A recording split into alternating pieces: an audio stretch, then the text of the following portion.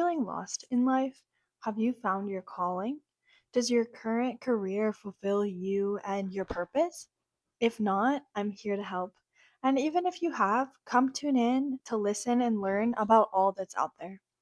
Welcome to Find Your Power podcast. I am your host, Avery Jane. And today I am speaking with Jordan Magnuson, a PhD student in environmental engineering with a focus on sustainable materials management. Thank you for coming on to my podcast, Jordan. You're welcome, Avery. Great to have Thank you you here. for coming as well. So, to start out, can you explain your current job in simple terms and also explain what kind of responsibilities does your current job entail? My job right now is I'm a graduate research assistant. So that means I'm working on my PhD, but I also get paid a little bit to do research for like clients or like sponsors that reach out to my PI, which is principal investigator, who is also my major professor or my chair on my committee. Okay, cool. So that's basically it. We're kind of like consulting firm, which I can talk more about that later as Sure. well. Sure. We're kind of like a consulting firm, but also I take the research that we're required to do and I put my own spin on it for my dissertation research. So, what responsibilities do you specifically have in this job right now then? Sure, thanks for asking that, Avery. So my current responsibilities are I do research in the lab. I plan projects, I write proposals for future projects, I mentor undergraduate students, and I lead those students into doing the research. So I'm like teaching people how to do the research and planning the projects, and then I'm writing up the reports, and I'm also kind of like interfacing with like they're like clients, but they're actually more like sponsors because in a consulting firm they would be called clients, but here they're like sponsoring the research. They're not really clients. But anyway, I talk with them. I give them like their interim reports or like we have meetings and stuff. Very cool, very cool. How exactly does your current job relate to the PhD that you are studying? That's where like I'm doing the PhD as a graduate research assistant, but I couldn't be doing the PhD research without those sponsors like giving us the funding and giving us like materials and then the ideas for the research, and then I take it a little bit further to the dissertation part. So it Okay. kind of like doesn't they're like fully intertwined. Sure. And where do these sponsors come from? Mostly in Florida because we're at University of Florida, so a lot of them are like counties in Florida or like entities around Florida or entities even around other parts of the US who do similar work to what is being done in Florida, which is kind of a lot to get into, but the solid waste sector. Okay. What I'm doing in this job is I'm finding innovative solutions for reusing waste materials. Okay. So the sponsors would be entities who, let's say, they're creating the waste, but they don't want to just throw it away. They want to profit off of it. They want to find a way to reuse it so they can make money. Right. And Okay. sometimes that's not always making a new product. It's sometimes just diverting that waste from the landfill. Because what some people don't realize, if you've ever taken your own garbage to a landfill, then you know this, but a lot of people don't know this. You have to pay to dispose of waste in a landfill. It's called a Right. tipping fee. Mhm. So it'll be like a dollar value per ton. And people or like entities, I'm calling them entities, but I mean like, let's say I'm just going to name drop one of them, the Solid Waste Authority of Palm Beach County. Okay. A lot, you can look that up and you can find my research in their repository, whatever. Very cool. But anyway, they have a landfill. They also have a waste to energy facility, and they're burning trash at that waste to energy facility. Instead of disposing of it in their landfill, they want to try and find a way to reuse that burned trash or like sell it, right? So, even though it's their own landfill, they might not be paying a tipping fee. But if they're putting their own waste in their own landfill, then, They might be paying that fee. well, actually, maybe they're not paying the fee, but then that means they're taking up space that other people. Where they could make the money. Right. Okay, exactly. Yes. Sounds like at the end of the day, most of these sponsors don't necessarily, they might not necessarily care so much about the environment. They more care about the money that they are going to be making versus what they're losing now. Yeah. Yeah, I think it's the thing is like in this industry, and if you're in environmental engineering as a consultant, you really like realize this. It's all about like everything is driven by finances and economics. So Right. like you can't just like care about the environment. You have to be able to make money off of it. Right. Yeah. And especially like solid waste, a lot of people don't realize that solid waste is such a huge industry. But like think about how much we throw away. And not just at your house, but like every time you go to a restaurant, like think about Yes. how much waste the restaurants, Avery knows. She works Yes. at Hard Rock. I do work in the service industry. So think Yes. about how much those And we see restaurants it. are throwing away. Yep. Yeah. It's true. And then think about even before you get to the restaurants in like the packaging of that food and like preparing the food to come to the restaurants, how much waste there Yes. is there. And then think about the construction sector. Hmm. Whenever a building gets demolished, that also gets thrown away. Well, moving on to a little deeper into the job that you have now, what are some of the job positions of your coworkers or the people that you work with most? Yeah. So I work with other environmental engineers who have their bachelor's degree and or master's degree in Hmm. environmental engineering, and they're working on their PhD. So in my office, there's other PhD students or graduate research assistants who are doing the same thing as me, basically. But what's cool is that we all work on something a little bit different. Hmm. So, like, what I was describing is like solid waste and like finding ways to reuse that. That's Right. what I focus on. But other people in my same like research area, we kind of have like it's kind of like a Venn diagram of like different research Sure, sure. areas where like they overlap because it all just overlaps, you know? Right. But But anyway, people still have their own specialties yeah, in there. there's Right. specialties within environmental engineering and even within solid waste, which is really cool. I also work with professors who are teaching and doing research. So the category of that is like academia.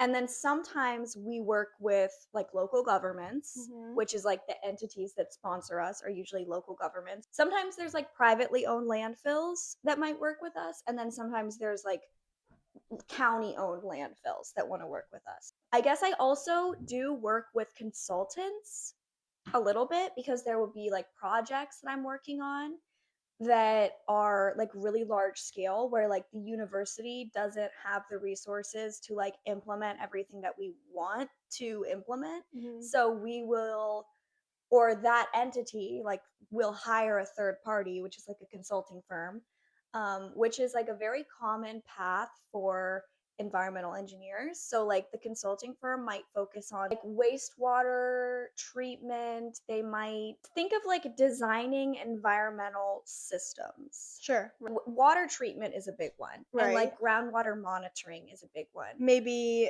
the use of solar energy Okay, might so be that actually is a a common different one. misconception. Oh. Solar, like a lot of people think of like renewable energy systems as like an Mhm. environmental engineering problem, but really environmental engineering like consultants, really what we are doing is like we're cleaning up the messes of the rest of the world. I guess instead of like renewable energy, it's like air quality control and Okay. like a lot of the consulting firms will do like monitoring. So they'll like test the groundwater or they'll test air quality or like the metals contents or like the pollutants in like soil and stuff like Mhm. that.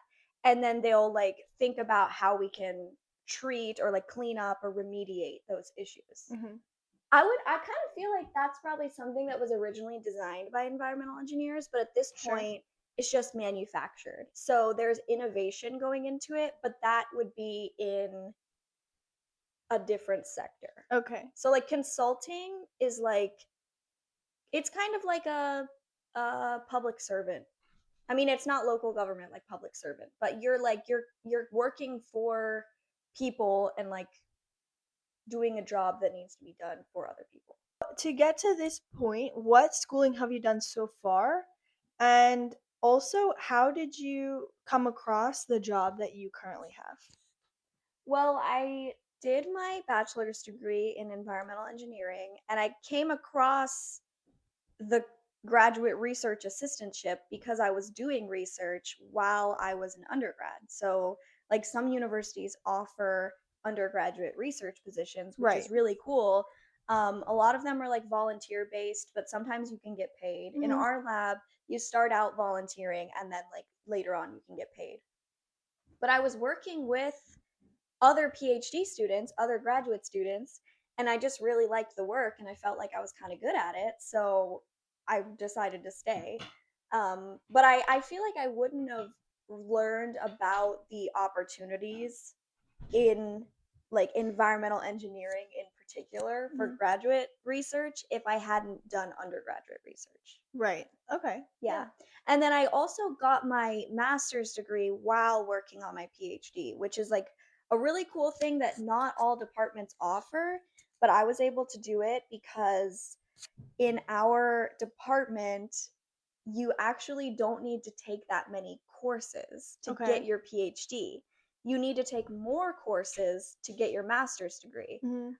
The PhD takes a long time because you have to get credits, like research credits, Sure.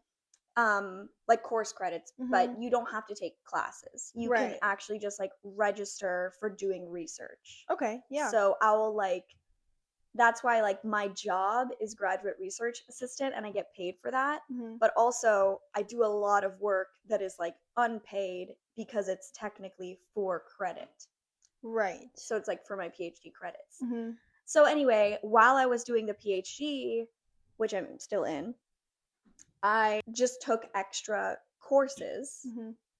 and then I had enough classes to graduate with my master's degree.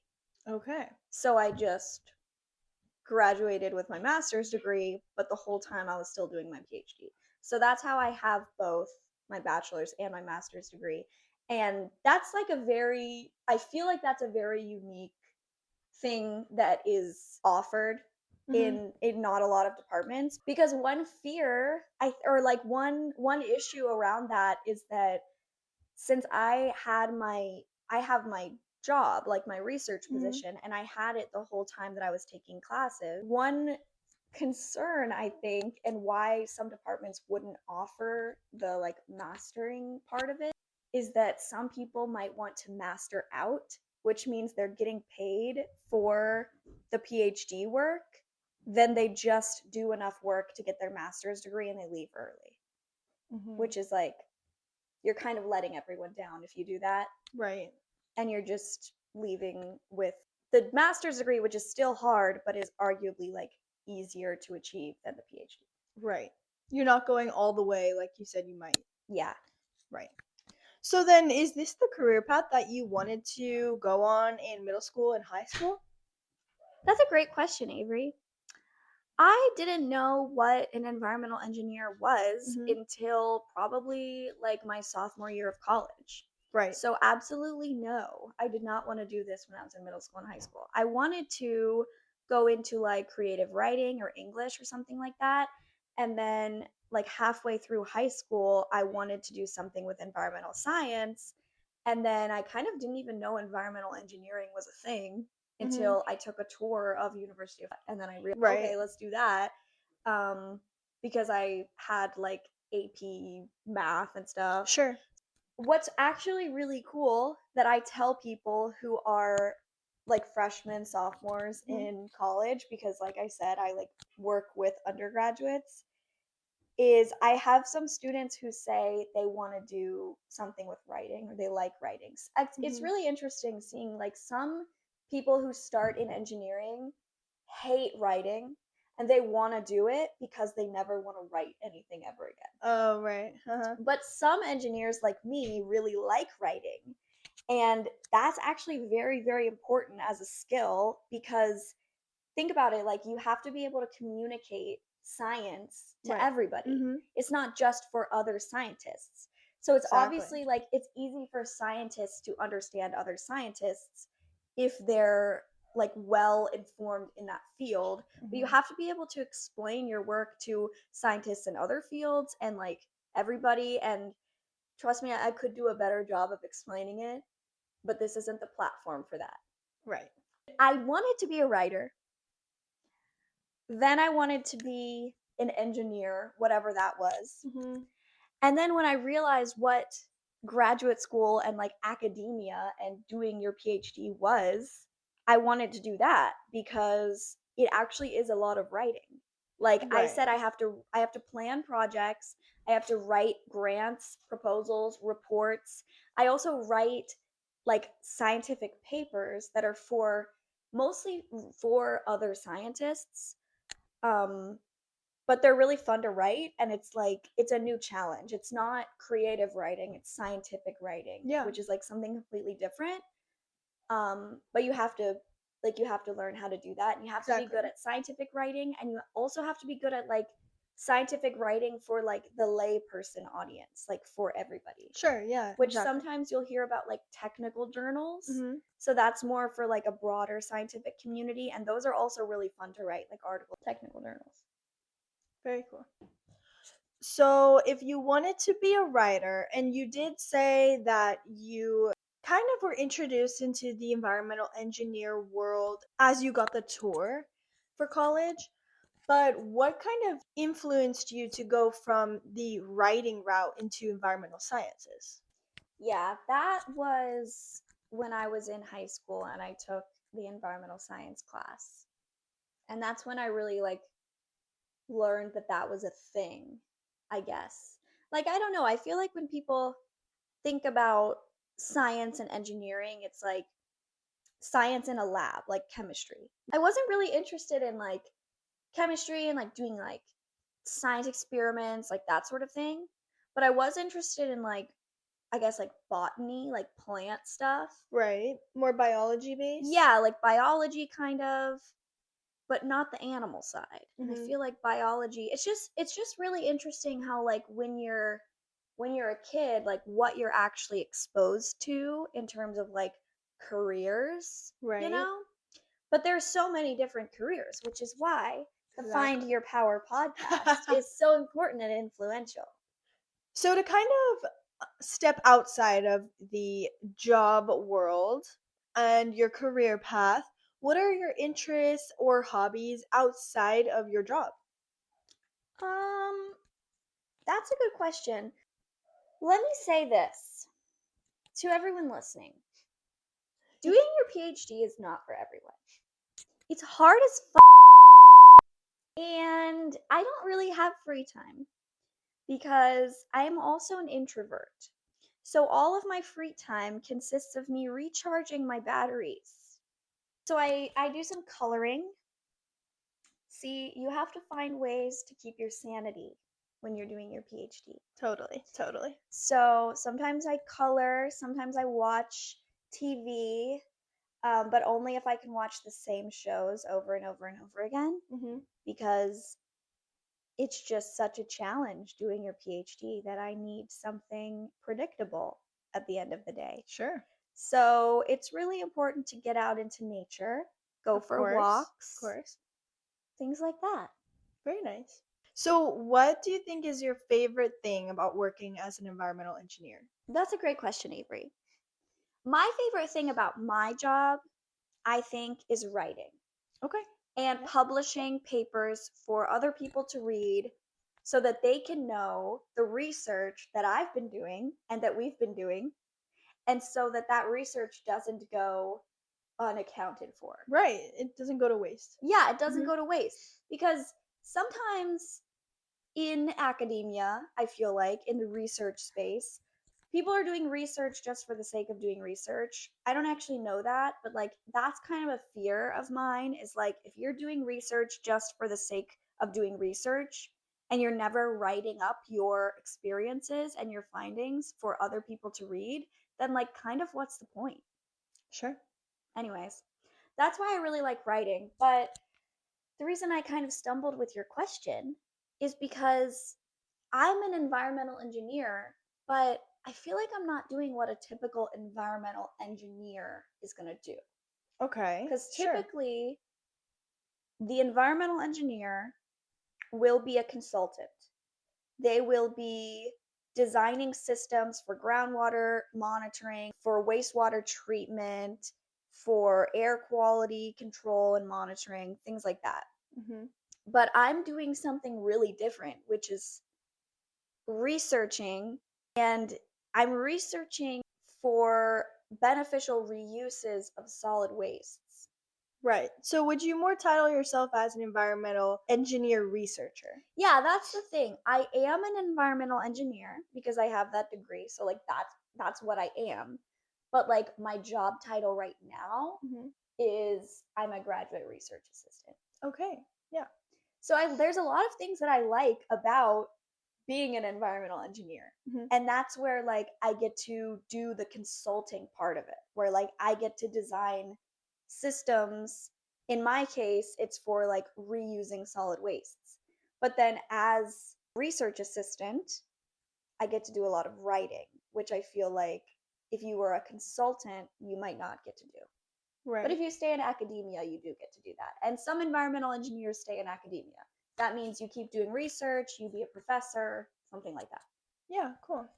Kind of starting to wrap up, just a few more questions. What do you think your power or your purpose in life is? Or if you have many, that's okay too. I think that my purpose as an environmental engineer is to leave the world a better place. Very nice. I like that. Lastly, what Mhm. is one piece of advice you would give to someone looking to get into this career path or something very similar? And then I also want one piece of advice that you would give to someone who doesn't know anything about what career path or job path they want to go into. Okay, I feel like it's the same advice for both. That's perfectly fine. Because like I said, when I was doing my undergrad, I started doing research. I didn't say this before, but I just saw an email that was like, "Hey, it's a research position." Hmm. And at the time, it was going to be a paid position because they needed like a lot of people to do something Right. and they wanted to pay people for it. But you can find positions like that, just go on your university website. Anyway, my advice is like put yourself in uncomfortable situations and talk to Totally. people and just like find those avenues that you might not know existed before. Because I didn't know when I was in high school or like my first year of college, I didn't know what an environmental engineer even did. Right. Luckily, the curriculum has changed. So, first year students actually take a class where they learn exactly what environmental engineers end up doing, which is helpful. And so they're a little bit more exposed to the opportunities, like not only at the university, but like full scale. Right. But that's just University of Florida. So, like, if you are in high school or if you're in another university, Hmm. you might not have that course to take, and so it might be up to you to go out and like just look up what an environmental engineer does, and Right. then find out like what is available at your university. So somebody actually asked me this question recently and it was an undergrad, and they asked me like what do you wish you would have done as an undergrad or something like that. Hmm. And so to that question I told them I wish I wouldn't have wasted my time doing clubs, which I feel like is a controversial take, but you can't give 100% to multiple things. Right. So I think that when you're in an undergrad, you're like encouraged to like, oh, be in a bunch of clubs, like meet people and figure out what you want to do. But I didn't find that helpful. No? No, I didn't find that helpful. And I think some people, they want to be like, you want to be in a club, and then you want to have like, you want to be on the e-board of the club, you want to be like treasurer or whatever, Right. but that takes a lot of time. And then the payoff like might not actually be that beneficial for you. It might just be something to put on a resume, but might not teach you anything. Whereas if you go volunteer in a lab, you might actually learn a lot and then meet people and be able to ask them questions, and like you're basically put yourself in situations where like you are the situation is going to be what you want to get out of it. If you're just going to surround yourself with other people in a club who are like-minded, that's awesome, you're going to make a lot of friends, like that's great for you. But you could also go to somewhere else where there's people who know a lot more than you and who you can learn from, and ask them questions and like truly learn what your opportunities might be. Totally. And that is something that we are doing now in 2026. Stepping out of our comfort zone. Stepping out of your comfort zone is really hard. Totally. It's not for everyone. No, it's not. But I think it's the only way to grow and change. If you want to change, then you have to make a change. If you're comfortable where you're at, then that's fine. But if you want something different for your life, or you want more for your life, it's something that you're going to have to do. You're going to have to make a change, and you're going to have to step out of your comfort zone.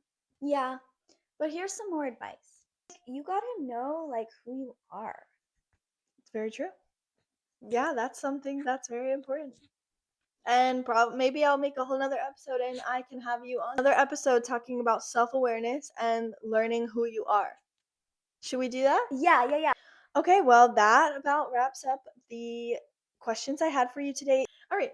Thank you so much, Jordan, for being on my podcast today. And we will definitely talk again soon and have another episode. I sure hope so. And thank you guys so much for listening and tuning in today. If you're feeling stuck right now, it's not a forever thing. Like I always say, you're not alone. Everyone has gone through stagnant moments and times in life, and they have gotten through it just as you will. Tune in every Thursday to listen or watch on YouTube and Spotify. I am also now on Apple Podcasts, Amazon Podcasts, and Audible for audio only. Make sure to check out the Instagram or TikTok at findyourpower_podcast, and feel free to DM me on either platform as well. Thank you guys again so much for tuning in. I appreciate you all so much for being here. If you enjoyed, please rate the podcast 5 stars on Apple or Spotify. Leave any comments or reviews. Subscribe to the YouTube channel if you are listening through there. It really helps the podcast grow. And also, if you have a family member or a friend that you think could benefit from this episode or the podcast in general, please send this to them. We don't gatekeep here. And they might thank you later. And lastly, if you would like to be featured for an interview, you can send me an email with the email linked in the description of the podcast, or shoot me a DM on Instagram and we could chat there as well. I will talk to you guys again soon, and Happy New Year. Don't forget, we will find your power. I'm cutting that.